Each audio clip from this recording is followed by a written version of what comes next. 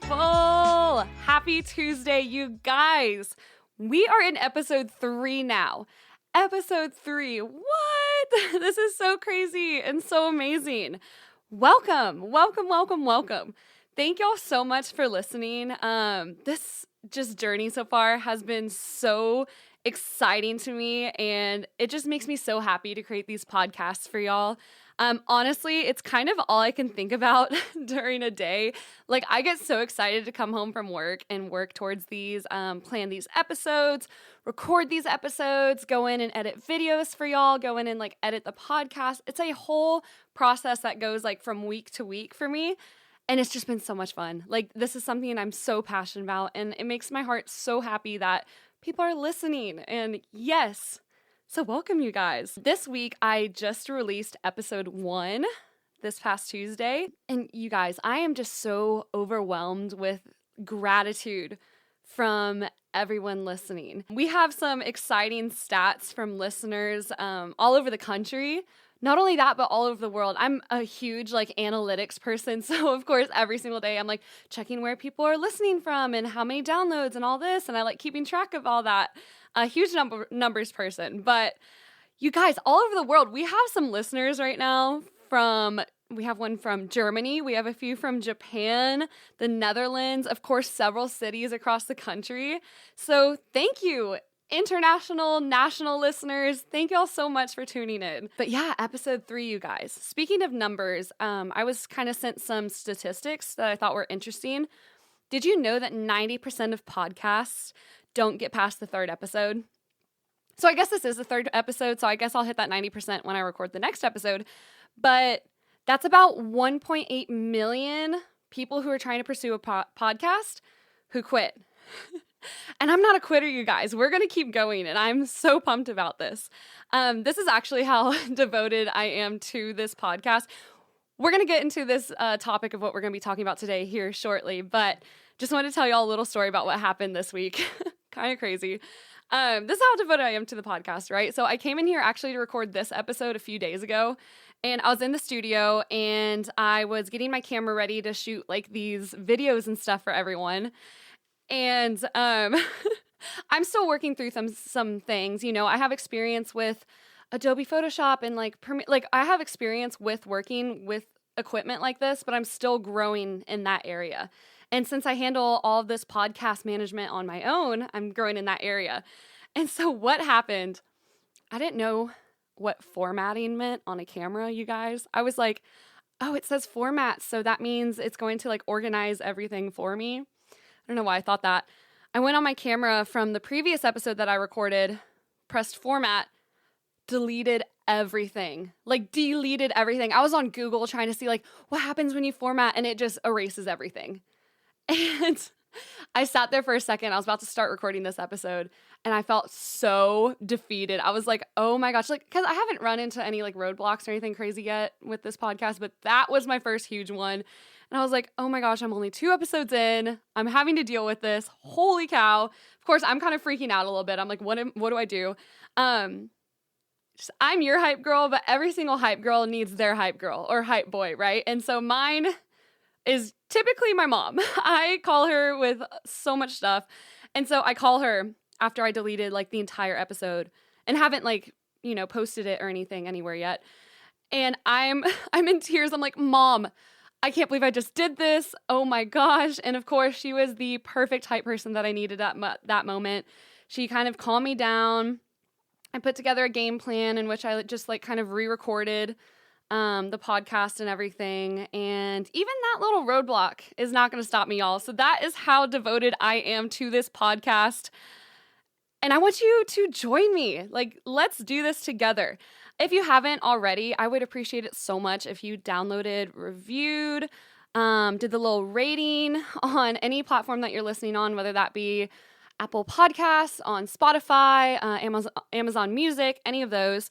And then, of course, follow at Your Hype Girl Pod, IG, on the Instagram, and on TikTok. I'm really trying to build this positive community. I think that that's, lacking a little bit on social media. So I'd love to provide that community for each of you, and let's grow this together. Y'all are my hype fam. I love y'all so much. You are so loved. If anybody hasn't told you that today, you are so loved. But let's do this. I also wanted to start doing this. I wanted to start reading a few reviews from online. So if you leave a review, I'll probably read it on an upcoming episode, and then you'll get a shout out, and it's going to be super cool. Here's a few. These first two are from Instagram. This one says, episode 1 was, in all caps, just what I needed, period. It's the perfect mindset changer for school. At _ Lauren Dotson. Okay. Thanks, Lauren. Lauren is actually one of my very best friends. Thanks for your support, sister. She's the one on the previous episode when I said I have a friend that's killing it in med school right now. That is her. So shout out Lauren Dotson, y'all. She's going to be a big time doctor. She's so super cool. Love her to death. This one's from at Grant _ Celstein. Everyone needs an Audrey in their life. That's so sweet. Thanks for saying that, Grant. I appreciate that so much. Hope you're still listening. Appreciate it. And then this one comes from Apple Podcasts. The title of this review is This Podcast Lives Up to the Hype. That is so clever. That is a clever title to review. And I appreciate that. But then under the title, it says, Audrey does such a wonderful job of encouraging her listeners while being level and vulnerable about her own experiences. This podcast is the perfect pick-me-up. And this is from, I am so sorry if I mispronounce your name, Tu Jin Huge 2. So from 2. This is from 2. Thank you so much. I really appreciate that. That is absolutely my goal in these episodes, is to provide a pick-me-up and for y'all to feel good in whatever struggles you're going through. And you said something about me being vulnerable. And today I'm going to be very vulnerable about the topic I will be discussing. But I'm so excited to discuss this topic because I think that self-growth always involves some sort of vulnerability to it, right? You can't grow without reaching out to others for help and, seeing those areas in life where you need to grow and being vulnerable in that way. But thank y'all so much for leaving those reviews. I really appreciate that, you guys. And then also, before we get started into today's topic, I like to do these little updates. I started them last episode, just current lifestyle improvement attempts / updates within my own life that I'd love to share. Just a few things. So we're on spring break right now. I work for a university, and it is lovely because we do get a spring break on these university employments. And we do get a spring break.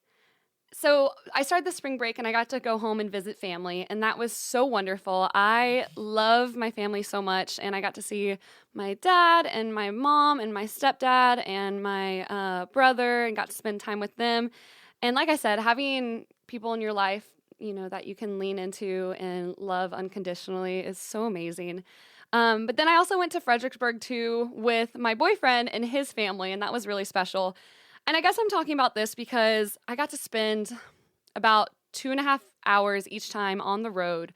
And of course, I got to do one road trip with my boyfriend, one with my brother, but I got to spend one on my own. And I love taking road trips by myself. It is an amazing 2.5 hours where I can decompress. I can either turn on nice music and either jam out and scream in my car and release that kind of energy. Sometimes I turn on worship music and I love singing to worship music. Sometimes I don't turn on any music and I sit there with my thoughts. I'm going to be talking a little bit about this today and how sometimes it's hard to be alone with your own thoughts. And that's an area that I've really grown in, and I love alone time now. And I love sinking into my own thoughts and really noticing what's floating on my mind. And road trips are a wonderful way to do that. I've said this before. I'm very emotional. Actually, on a road trip in the hill country of Texas, we were going to Fredericksburg. It was so pretty. The terrain was so pretty. I actually started to cry. It was so fun. We were listening to this country music, and I legit started tearing up. I'm like, isn't the world just so beautiful, and nature and everything along those lines?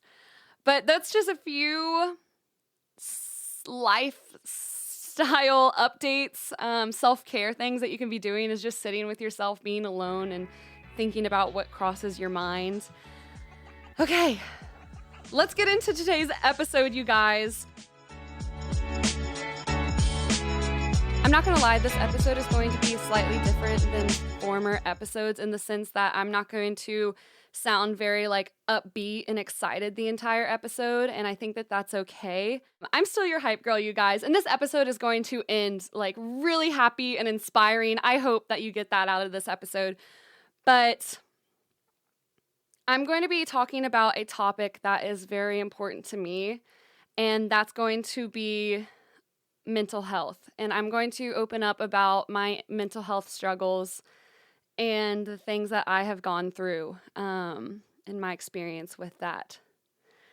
I'm very passionate about this after going through mental health struggles because I think that speaking about mental health is extremely important, and we need to destigmatize that notion that people should be embarrassed talking about it, right? I think it's so important to talk about what's on your mind, and if you're going through something that's difficult, you should feel free to share that with people around you, and then people around you should, be able to comfort you and be there for you in a sense. So I'm going to open up about what I kind of went through. I was a NCAA Power 5 volleyball player who suffered major depression and anxiety while playing. I really want to open up to you about this experience because I've already talked about this. I want to eliminate the awkwardness that comes with speaking about mental health because people go through it and people struggle with it, and I think that's something that we should be able to talk about and express to each other. Not only that, but I don't want people feeling alone in their struggles. This is something that's serious that people go through, and I have experience with it. And so I feel like opening up about my experience is something that people won't feel alone and isolated and feeling on their own, right? And while you're listening to this, I don't want anyone thinking that this is any sort of attention grab or anything from me. I'm fine. I experienced all this 4 years ago, and I'm so happy with where I am right now in life. But I think there's a stigma around that too. When someone opens up about anxiety or depression or insomnia or anything along those lines, people might think oh, that's, she's trying to be a pick-me girl. She's looking for validation. That's not it, you guys. I think people open up about these things and become vulnerable because they're searching for help and they're searching for someone who can listen to them. But again, y'all, I'm so happy with where I am in life, but I wanted to open up about something I went through as a college volleyball player.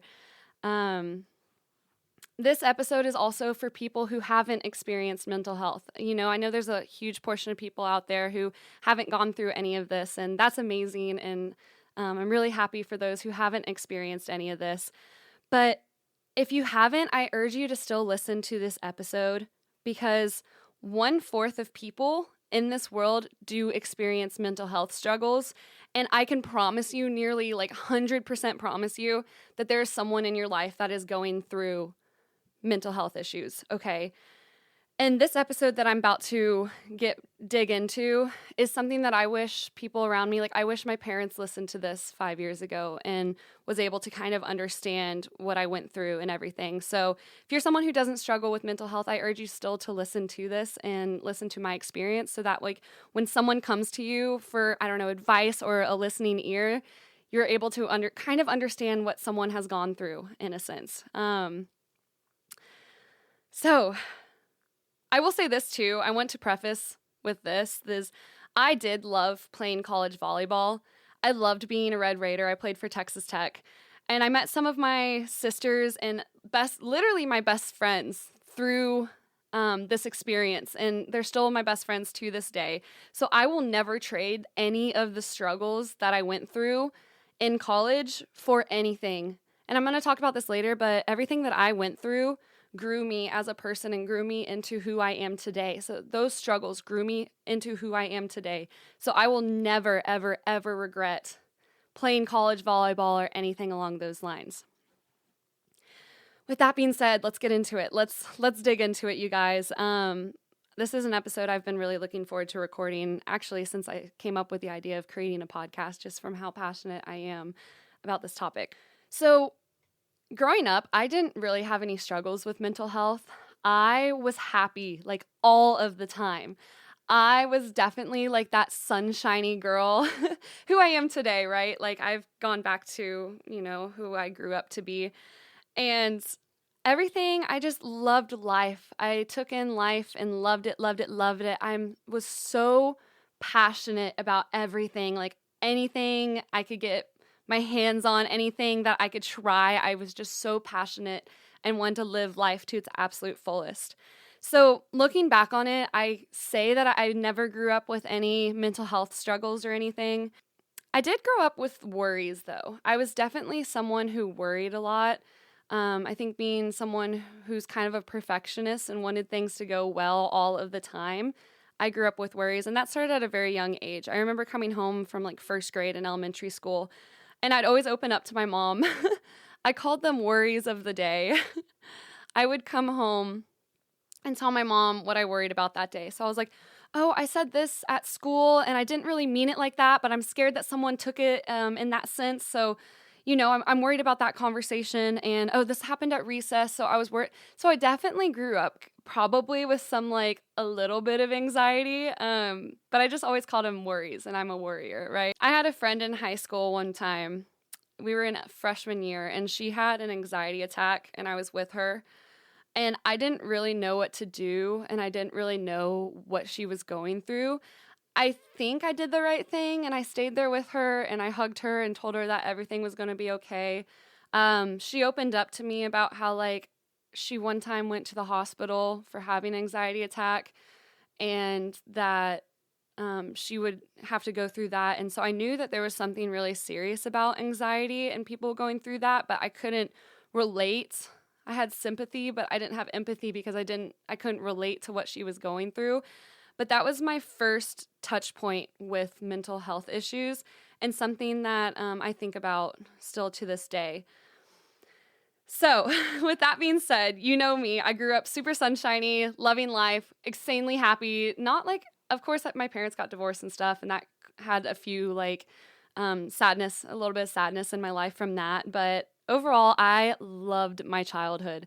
I loved growing up. Shout out Sugar Land, Texas. I loved going to high school. Shout out Georgia Ranch High School. But let me set the stage for you here going into college, right? I got recruited to go play volleyball. I was 17 years old. I made the decision to graduate early, which meant skipping my last half of my senior year in high school and going early to train with the girls who are currently on the team. Right? So I stopped doing high school. I graduate early. And then I go to a college that's 500 miles away, which is a 9-hour drive from my hometown. Right? And I just told y'all this. I loved high school. I loved my childhood. I loved living at home with my family. I was only 17. I was a little minor about to go take on this huge world out there, right? And I was scared. I was really nervous. Not only that, but I was about to start a very long distance relationship with my boyfriend, and we'd been dating at that point for a full year. We're actually still dating to this day. So long distance relationships do work. I am excited to talk about that later on. But we're still dating to this day. At the time, we'd only been dating for a year, and I'm like, oh my gosh, I'm about to live, he was in A&M at the time. I'm about to live 7 hours away from him. And it was really weird when I got dropped off for college. I didn't feel that initial excitement that I think everybody else felt. I just felt very fearful and nervous and scared, especially going in to play college volleyball with these girls who were like 4 years older than me. And so I was filled with a lot of fear and not a whole lot of excitement and everything like that. So I want to set the stage for that. So I'm 17 years old. And now I want to set the stage for what life is like as a college athlete. If you're a college athlete, I know you can relate to this. But for people who are not college athletes, it's hard. Being a college athlete is very hard. It's challenging. There's definitely a lot of benefits to it. So I'm not saying that there's no benefits. I overall loved being a college athlete.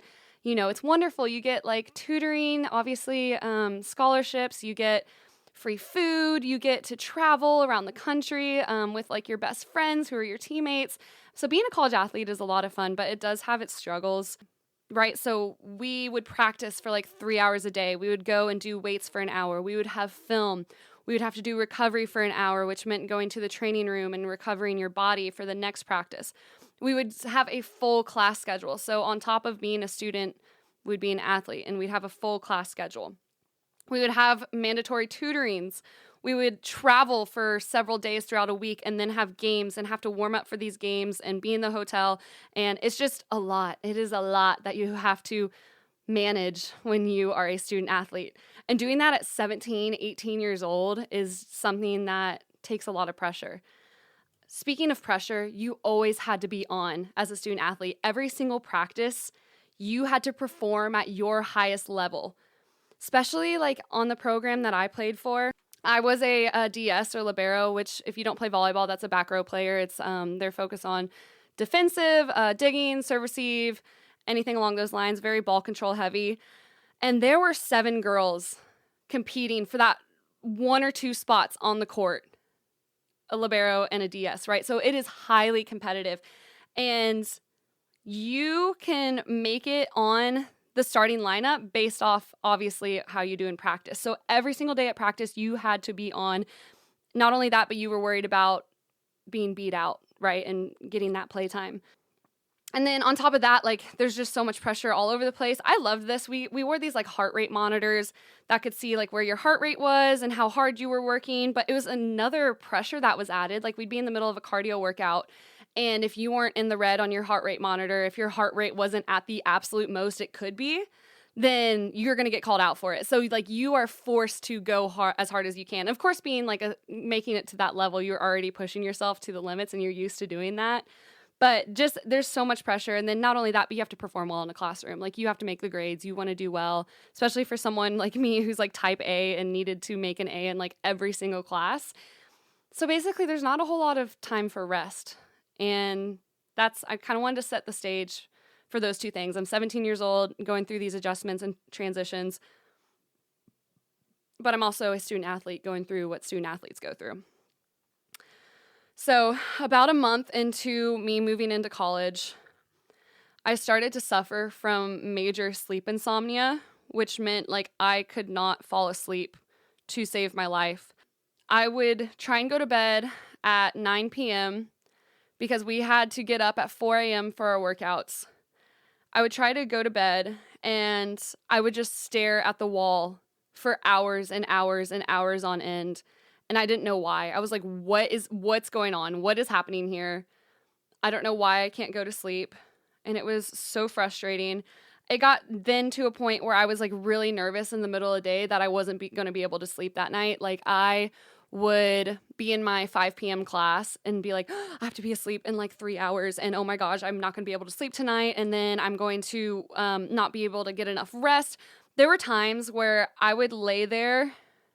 There were a few times where I pulled all-nighters because I just couldn't get myself to my brain to stop and quiet itself and go to sleep and get in that restful state. And so I would be up until sometimes 3:30 in the morning. I'd get a quick, like, 30-minute nap in, and then I would have to go to 4 a.m. practice as a 17-year-old and play the absolute hardest I could, and under all that pressure and at my highest level, which was nearly impossible, you know? And so that was my first experience with, like, okay, my brain's doing something different here, and I'm not used to this, and I'm not liking it. I even, like, wrote out a sleep schedule, and it got to a point where it would be like 3 in the morning, and I was calling my parents and my boyfriend, like, crying every single night. And I'm like, what's wrong with me? I don't know what's happening. But I wrote out a sleep schedule here that said, it's right here. I kept it. It was on a little note card that I kept on a desk next to my dorm bed. But it says, 1, take a bath. Talk to family in the bath. 2, get out of bath. FaceTime Brandon. 3, put phone down on sleep mode after putting on relaxing music. 4, stretch and roll out. 5, lay in bed and relax. Dash, if I can't fall asleep, get out of bed. Goals, don't freak out, don't look at clock, don't get on phone, don't cry. And so I tried doing this every single day because I've heard that a routine, I did hear at the time that a routine is very helpful for your sleeps, but nothing was working just because of how worked up my mind was. I ended up opening up about this to my trainer on the team, and the doctor ended up prescribing me like even medication to try and help me sleep. And I didn't like it. I didn't like how foggy I felt on it.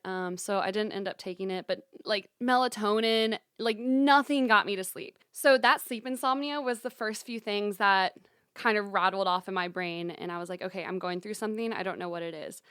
And I just started to slip like further and further into this weird darkness that I couldn't explain at the time. I was so homesick. Every single time I was on the phone with my parents, I was crying. I did not want to be there. I was not happy. I was so sad. And I just further and further into this darkness every single day. And it was so weird because I started to like lose my passion for everything and for life in general, and especially for volleyball. And walking around, I just felt like I had this dark cloud hanging over me all the time. And I never labeled it as anything. I didn't call it depression or anything yet because obviously there's this stigma behind having depression. And I didn't quite understand what I was going through. But it was so weird just how that affected me on a day-to-day in my first semester. And it was just so surreal and so saddening. I woke up and I just wanted to like lay in my bed all day. Not only that, but like, of course, sadness overcomes you and overcame me. But then I started to feel like numb. Like I wouldn't look forward to anything. It was so strange and something so foreign to me that I never experienced before in my life. So I just started to lose my passion for everything. And I think one of the hardest parts about that was that I ruined my relationship just for a little bit with my parents. Like my mom is someone that I have gone to for everything. And throughout my whole life, she has been my rock, she has been someone who's always been there for me. And it was so hard because I tried calling them, and I think all I needed was someone to like listen to what I was going through. But my sweet mom, she tried like giving advice and saying like, Audrey, you shouldn't feel this way. Like you have been wanting to be a college athlete your whole life, obviously trying to help, right? Like she was trying to help me and just trying to help me look on the positive side of things. Like you've been wanting to be a college athlete your whole life and now you're finally there, make the most of it. My dad would say same things like, oh, you're going to look back at this and wish that you like really took in everything, and college is such an amazing time in your life, and like try and turn this around. And it was so hard because I wanted to listen to their advice, but in my head, I'm like, they're right. Like, what's wrong with me? I'm like crazy. I'm mental. Like, what's wrong with me? I can't get myself out of this. And it was so hard because it ended, like every phone call ended with us just getting frustrated with each other. And I know they were so worried about me. Like I would call them, I would call them at like 3 a.m. every single day and cry. And I just felt like I cried on every single phone call with them.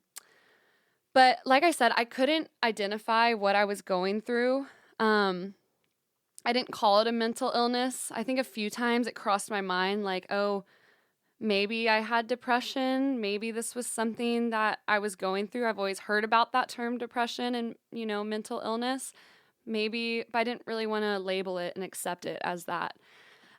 It was hard. Everything was so hard, and it just kept getting worse leading up to season, right? Because I graduated early. I had that spring semester to train for season, and then volleyball seasons in fall. And everything, we were all prepping for season and everything along those lines, and I just kept going deeper and deeper into this. And I didn't open up to a single person on my team or coaches or anyone in Lubbock, Texas about this. Not a single person. I was scared that they were going to think I was crazy or a freak or any of those things that are stigmatized with mental illness. Not only that, but I was like, oh, I'm trying to compete for a spot right now on the team. Like if they think I can't handle things because of anxiety or anything like that, then I can't tell them this. Like I want a spot on this team and I want a spot on the court. And I just kept diving deeper and deeper leading up to season. I remember I was on the plane. We were playing at Ohio State tournament, and I was on the plane leading up to it, and I just felt so empty inside. And I was like, what is wrong with me? This first tournament, this first NCAA tournament, not NCAA tournament, but this first college tournament is something that I have been wanting and working towards since I was 11 years old. And I love volleyball. Like, what is wrong with me? I remember just feeling so sad on the plane ride there. And my dad flew up to go watch us play, which was so super cool. And the very first night he got there, I pulled him aside in one of the conference rooms. And for about like 2 hours, I was just crying my eyes out. And I'm like, I don't know what's wrong with me. I don't know what's happening.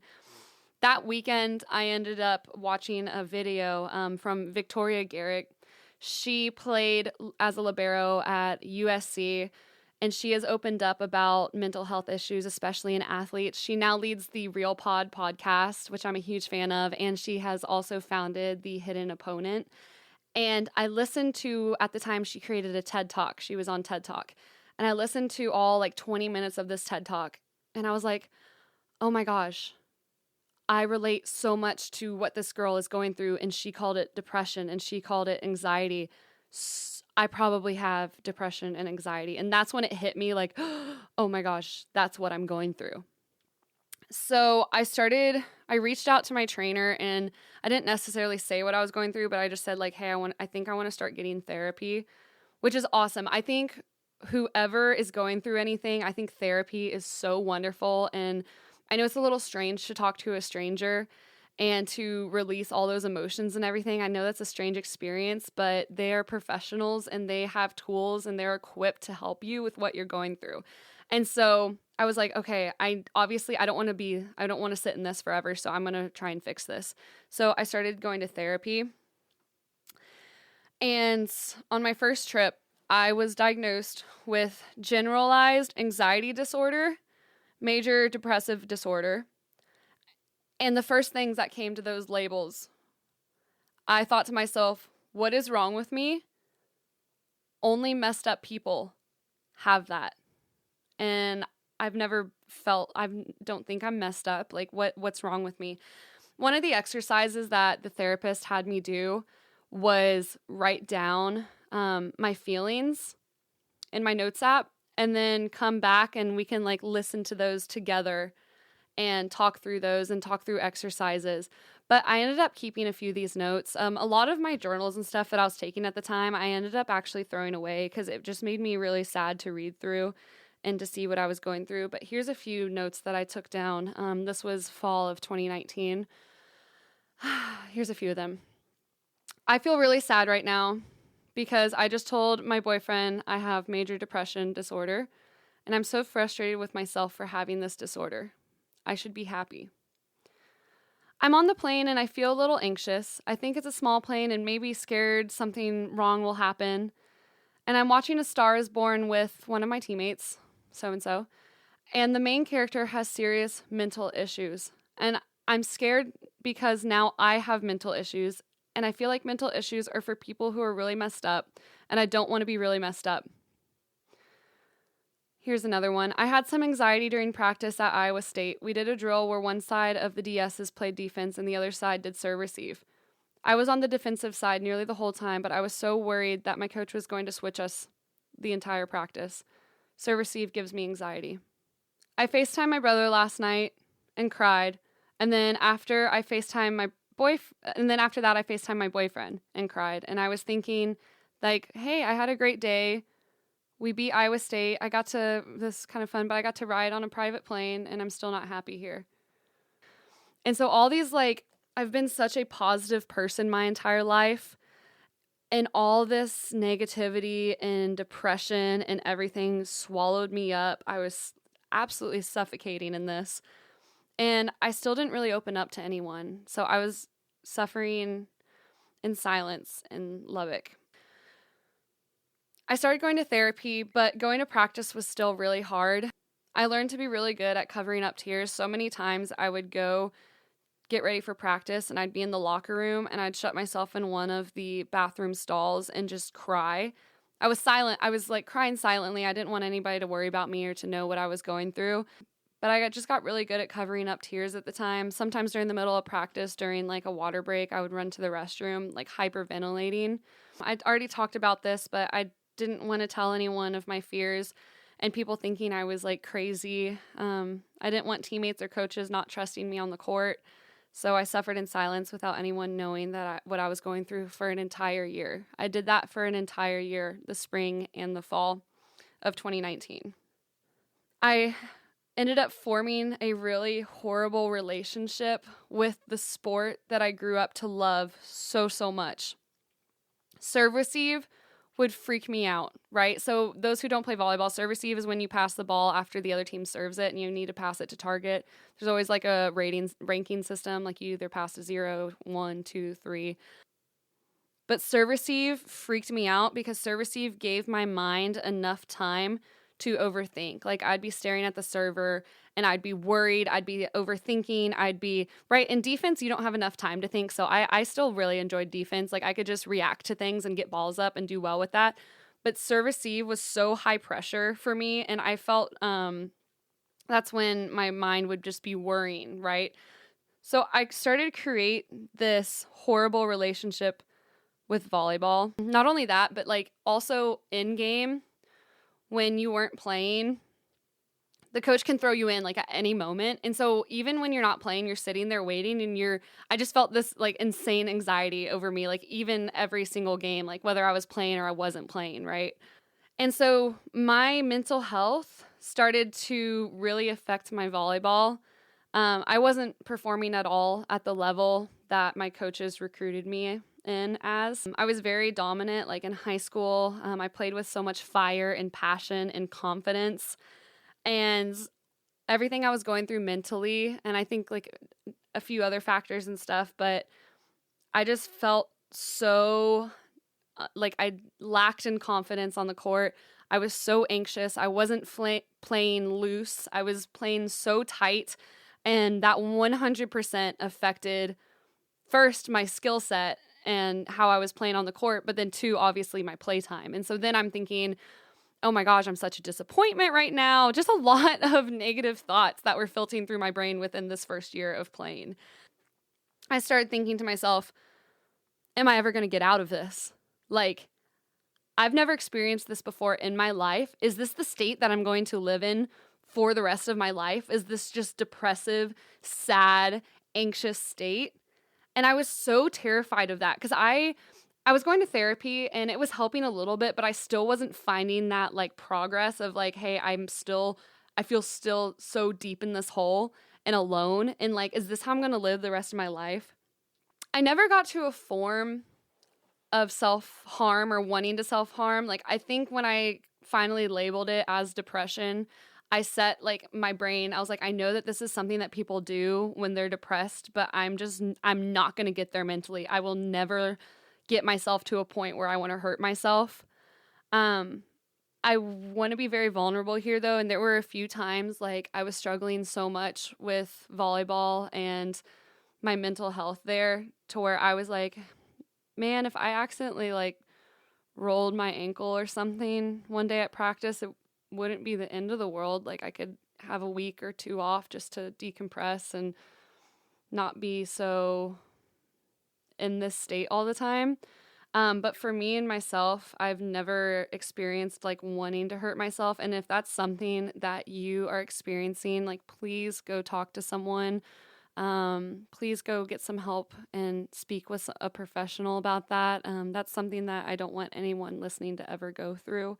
But just, I was going through all this and you're probably thinking like, why didn't I quit? Why didn't I be like, wipe my hands free of volleyball, leave Lubbock, everything along those lines? I'm not going to lie. I did consider it a few times, which was really hard for me. I did think about like, oh man, it'd be so nice if I just left and went to College Station and was with my boyfriend and I had so many friends from high school that went to College Station and A&M. So what if I just like stopped what I was doing and moved there? But it was a complicated relationship because I still loved volleyball, but it was hard for me to be there. But I was also to the point where I was like, I don't want to quit. Like I want to be there for myself. I want to be there for my team. I want to do as much as I still can. Even though I was struggling. So it was definitely like a complicated relationship. I eventually, at the end of the 2019 season, opened up to my coaches about what I was going through. And that felt like a big relief off my chest, was to open up about that and finally have people like understanding what I was going through. 2020 came around, COVID came around, and COVID overall was like a horrible thing that people had to go through, but I was kind of grateful for it because I was still struggling, but I got to go home and I got to spend time with family. I got to kind of reset my brain and reset my life a little bit with COVID. I spent several of those months just really focusing on myself. And not only that, but I got to separate myself from volleyball, which was, I think, pretty healthy for me. We stay connected as a team. We did like these Zoom calls every week. We still studied film and everything. We did workouts that our strength coach sent us. But I got to separate myself from it all. And then once COVID ended, I got to move in with my now they're my current best friends, but we got to move into a house. I started going to therapy more. I moved out of the dorms, like I said, and moved into the house with my two best friends. I started sharing like what I was going through with my teammates. And it was kind of crazy to me because I started to open up about this. And I realized that I wasn't alone in my feelings and what I was going through. And going through and having depression and anxiety in general, but especially like as an athlete, it was a lot more normal than I thought. Like I opened up to my teammates and they opened up to me. And so I got to kind of hear what they were going through, and we got to talk it out together. Like, hey, when you're feeling this sort of way, what are some things that you do to help yourself out? And so that was really cool. Not only that, but like I already told my coaches and I opened up to a few teammates. So when I was feeling really anxious in practice, I would speak up to one of my coaches or to a teammate, and I would step off the court for like 5 minutes, do a breathing exercise, and then step on and be okay, right? So I started to learn these techniques and exercises to help myself and to recenter myself and to be able to perform on the volleyball court. Shout out Shout out to Lindsay Dotson. She's like one of my very, very best friends, but she was one of the DSs in the DS group with me. And she was my absolute rock there for several semesters, where if I were feeling anxious, I'd look at her and we would like automatically know. She would automatically know if I was going through something. And then she would help me out. Like she would give me extra like high five. She would like, when we were off to the side waiting to get in, she would say, we would talk through things and everything. So opening up about what I was going through, and not only that, but I didn't feel alone. I was leaning on the people around me, and that was totally okay. And I started to get back to somewhat of a normalcy with what I was going through. Like I said, I started to journal, and I started writing down all of my thoughts and getting them on paper. And I shared those with my therapist.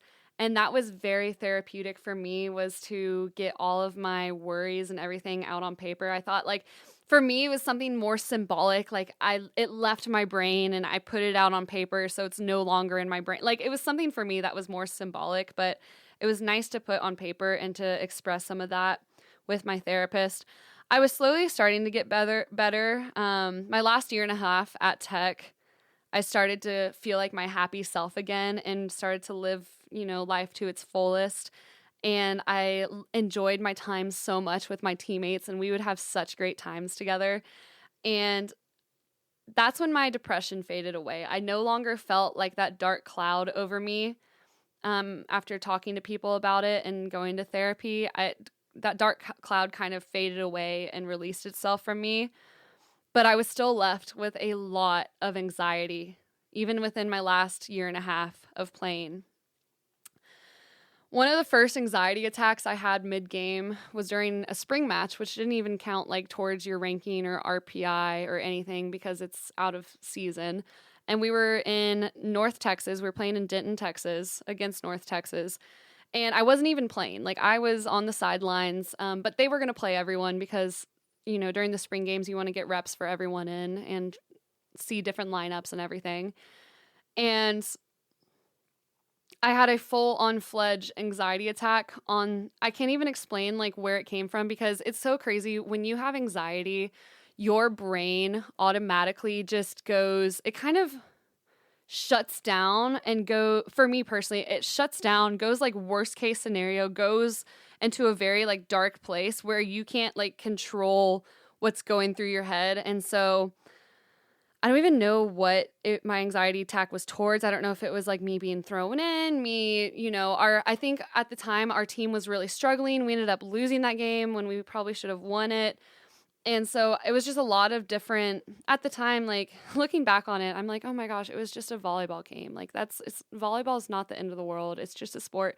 But when you're in the middle of it, I just had a full-blown anxiety attack. My palms started getting really sweaty. I started shaking. I started breathing really heavy and my brain just got all fogged. And I went back to the hotel that night. Someone like, I think it might've been Lindsay, someone opened up to few of my coaches that I went through that, and they came to come check on me, and I had like a full-on fledged anxiety attack again. I was like puking in the toilet. I was like hyperventilating. I was shaking. They called the sports psychologist to get them on the phone and everything. So my anxiety didn't go away, and I experienced that again like the following fall when we went to go play Tennessee. We were in the middle of the match against Tennessee, and I had a full-on anxiety attack. And those are really scary because they're just really scary because you sit there and you don't know what to do, and you can't like get yourself necessarily out of it easily, and you're shaking and your brain just becomes kind of mumbled and fumbly. I don't even know if that's a way to describe it, but it's hard to breathe, and anxiety attacks are not fun. But that's something that I was dealing with still later into my college career. But through going through all those anxiety attacks and everything, I started to really grasp on to certain ways to help me get through those. So there's so many things I learned from therapists and videos and friends that stuck with me and help equip me into pulling myself further out of the pool of anxiety that I was swimming in. I want to go through tips now that has helped me pull myself out of having anxiety attacks, everything along those lines. And here's a few things that I want to talk about that are important to me. It's okay not to be okay. Your struggles are 100% valid. And it could seem like you have everything in the world. Like you could be playing college volleyball. You could be doing all these things that other people strive to be a part of. And it's okay to still have struggles in life. Like you're not alone, and it's okay, right? That's the next part, is you're not alone. When I was going through all this, I thought I was crazy. I thought I was alone. I thought that only few people had this and only like messed up people go through this stuff. But it is so much more common than you think. Like you are not alone. For one, I'm here for you. I'm here with you. I've experienced that with you. So never think that you're alone in any of the struggles that you go through. It's okay to talk about it. You are not crazy for going through what you were going through. So please open up to those around you. And I hope and pray that those around you will be able to listen and help you out. And if they don't, go see a professional. Please go talk to a therapist. I'm not someone who ever necessarily wanted to get on medication. I think that comes from my mom was a huge essential oils kind of not really a popping pills sort of household that I grew up in. But taking medicine was something that I was nervous about, so I just did therapy. But I understand too that the chemical makeup in your brain is sometimes different and off, and so medicine can be a good route for that. But just seek the help that you need and talk about it. When I opened up about what I was going through and started to really lean on the people around me, that's where I found my freedom. That's where I found myself coming back to my normal state of how I lived life. And so open up about it. You're not crazy for what you're going through. This is a good one. This is something my boyfriend has told me a few times, but worrying makes you suffer twice. So you might as well not worry. What is going to happen is going to happen, right? So if you're worried about failing a huge test tomorrow, It's either going to happen or it's not going to happen. I would say like prepare yourself in the best way possible to not fail the test, and like you can control that, but you might as well not worry about it, right? Like you're just going to suffer twice if you worry. This is another good one, but this is something I heard the night of my North Texas panic attack when I was in my hotel room, like throwing up and freaking out and everything. One of my coaches told me this, but they said this: someone with anxiety is someone who cares deeply. And I really love that because I'm someone who does care very deeply. And I think I was having an anxiety attack that day because I really wanted our team to do well. I wanted to play well for my team. I wanted to play well for myself and my coaches. And so me having that panic attack was something that like I just care so deeply about this. And I think that's a good way of putting it, is someone with anxiety is just someone who cares very deeply for what's going on around them. I like this concept too, that anxiety is your body preparing yourself for what you're about to do, right? So what I've learned is before a huge, if I'm about to speak in a huge meeting or something at work and I feel my heart rate like speeding up, that's my body acknowledging, like that's my body getting itself ready for the task ahead. So what I do is I don't crumble under that anxiety anymore. I acknowledge it. I acknowledge the presence that my palms are a little sweaty and that my heart rate is up, but I don't let it have power over me. This is a big one, and something that I think is really important is that depression comes from focusing on the past. I agree with that. That's something that, I was missing my childhood. It was hard for me to transition into college. So I was focusing on my past. Anxiety is focusing on the future, right? Because you're nervous about what's to happen tomorrow. You're nervous about what's coming up in the next hour. Anxiety focuses on the future. So try your best to focus on the present. Just be where your feet are and notice what's happening around you. Don't focus on the past and don't focus on the future. Just find joy in being in the present. Here are a few practices that have helped me go through my anxiety. The first one, I call it like the 5 senses. So I sit down when I'm, feel an anxiety attack coming on, or if I'm just feeling anxious in general. I sit down, I close my eyes, I take deep breaths, and I go through all 5 senses. And I'm like, what am I hearing right now? And it might be birds, it might be like people talking, it might be like a buzzing sound from a computer, but it's like you go through all 5 senses. What am I hearing right now? What am I feeling right now? Like I can feel my heel right now on my chair. I can feel my fingers touching each other. I can feel, what am I smelling right now? I'm smelling a little bit of, I don't know if that's like dust or something in the air right now, but I just go through all 5 senses and take note of all that. And so it helps me get my focus away from what I'm anxious about and focus more on like what's around me and what's happening. So I call that like the 5 senses practice.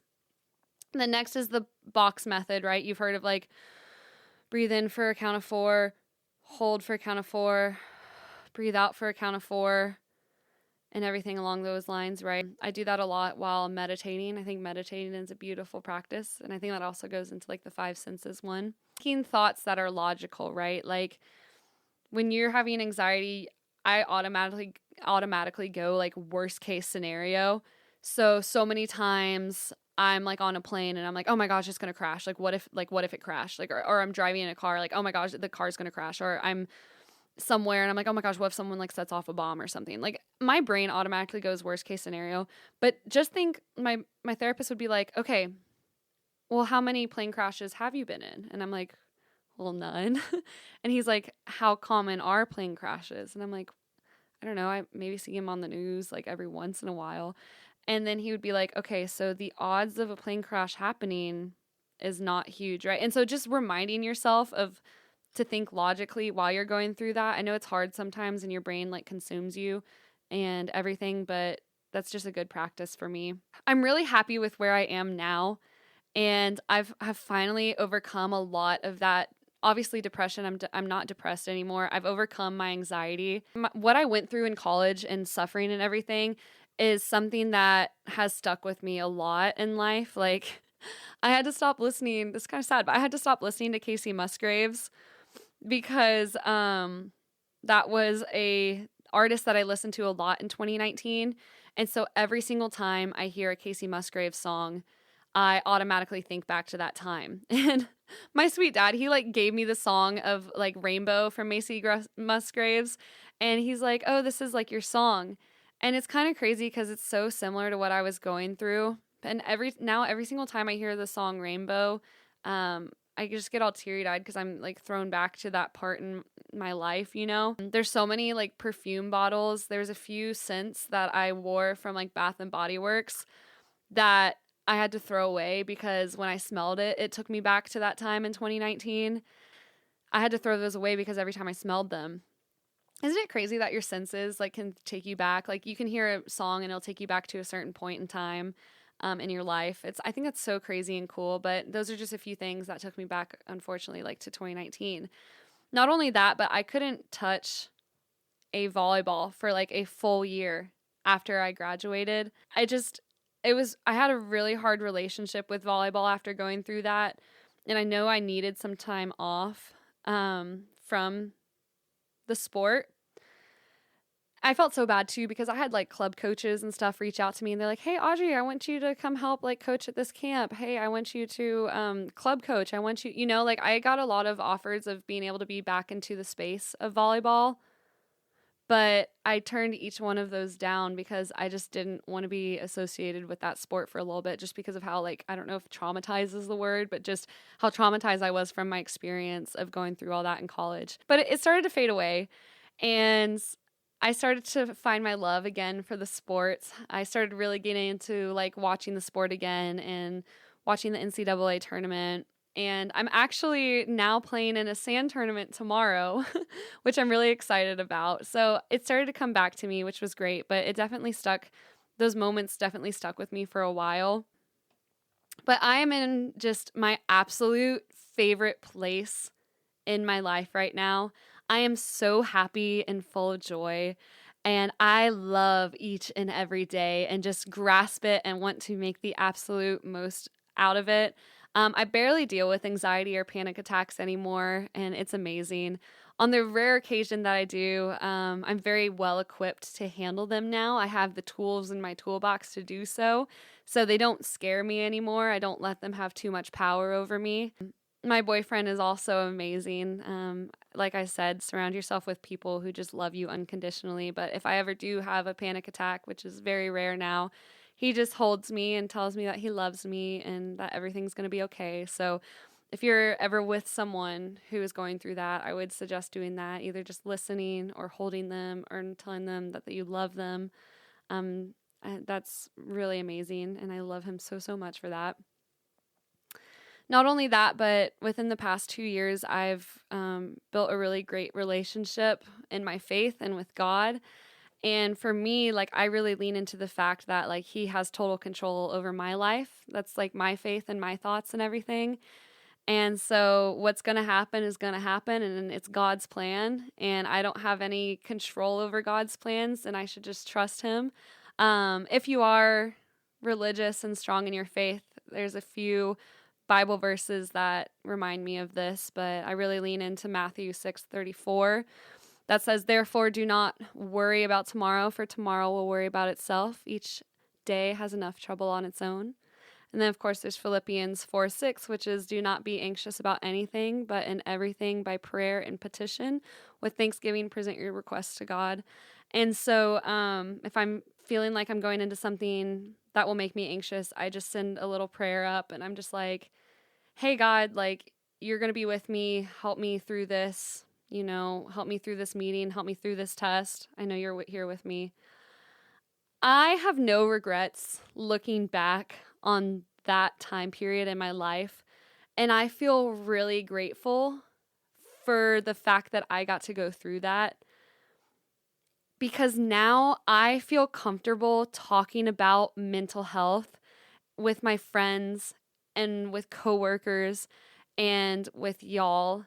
And now mental health has become such a thing that I'm passionate about. So I got to find like a new passion within that. And honestly, I think 2019, being a college athlete was the hardest thing that, in my opinion, I think I'll ever go through in my entire life. So now when I'm faced with like a challenge or something during my day, I get to tell myself, like, I went through and survived through much worse, through like the darkest points in my life. So I can absolutely get myself through any challenges that come my way. And not only that, but like going through that in 2019 and for most of college, times like that inspired me to make this podcast. When I was going through that, I really wanted a podcast or some form of encouragement. And so I hope and pray that this podcast can do the same thing for you. I want to be that person for you. I'm your hype girl, and I just want to tell you that if you're going through anything, like, you are so loved. Like, I love you. I love you so, so much. Okay? And that's why a huge reason I want to do this is I want to just spread positivity. I want to be there for someone who doesn't have anyone, and just know that you're so loved. Of course, I end my episodes with a few challenges. So first challenge, of course, we talked about this, but if you're going through anything, speak up about it, seek help for it, and find comfort leaning on those around you for help. If you're someone who has never experienced anything like I just described to you, and someone comes to open up to you about their struggles with mental health, hug them, tell them you love them, and that everything will be okay. Just listen and suggest them reaching out to a professional to seek help. Not only that, but like constantly check in on them after that. If you have a friend who hasn't opened up to you, or just someone in your life who seems a little off and not acting their normal selves, don't be afraid to ask them if they're going through anything. Like, be that source and be that person that someone can open up to. And not only that, y'all, but let's talk about mental health. Let's talk about it. Let's talk about it freely. Let's be okay talking about it. I think that that's healthy to talk about mental health, and let's get rid of that stigma that it's not, and that awkwardness and everything. Like, let's talk about what we're going through. Second challenge I have for y'all is let's spread kindness and love into the world. You truly have no idea what someone is going through on a day-to-day basis. So just remember that in every single action that you go through throughout a day. Just remind yourself that you don't know what people are going through. So just be kind. And if someone's being rude towards you or something, just be kind right back. Because again, you don't know what they're going through. They could be going through some serious stuff. So just try and put yourself in other people's shoes. Okay, to end the podcast, QOTB. We do this every podcast, but it's quote of the pod. Here are a few of my quotes. So when I was 17 going through all this, I saved a few quotes on my phone that I looked at a lot. And here were a few of them that I saved. I still have them. It says, "Good things take time. You are stronger than you think. And difficult roads lead to beautiful destinations." And those are your QOTPs of the day. Okay, you guys, I know this was a bit of a heavier topic that we talked about today, and it's definitely something that should be taken seriously. But thank y'all so much for listening. And if you're going through anything, like I said, again, know that you are loved. But guys, let's take every single day and live it up. Like, let's do the things that we love and enjoy and that bring us so much passion. So thank y'all so much for listening, you guys. If you enjoyed what you listened to, remember, go follow at Your Hype Girl Pod on Instagram and TikTok. Don't forget to do a little rating, do a little review, and whatever platform you're listening to. I will read it at an upcoming episode. And guys, go take on the world, go take on life, go live it up, enjoy it, do the things that make you happy and the things that you love to do in life. I love you. I hope you have a beautiful rest of your week. Go crush whatever you are doing. It's your Hype Girl. Love y'all. Bye. Mwah.